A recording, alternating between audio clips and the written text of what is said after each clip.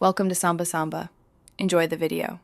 You start by signing into Otter AI. Use your Google, Apple, or email login so your files sync. Next, set a quality microphone 6-12 inches from the speaker and enable noise cancellation if available. Once done, grant browser or app microphone permissions and confirm the target language. This improves accuracy. Now pick whether you'll record live or upload a file. Live capture is the fastest route, and uploading pre-recorded audio is the only way for batch jobs. You now capture the audio, tap record to transcribe live, and speak clearly into the mic. Otter shows captions in real time so you can monitor accuracy. If you have a finished file, upload it, then let Otter process. Larger files take longer. While processing, add speaker labels and custom vocabulary to boost recognition for names and jargon.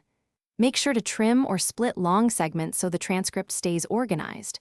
Once finished, save the draft and export or share as required.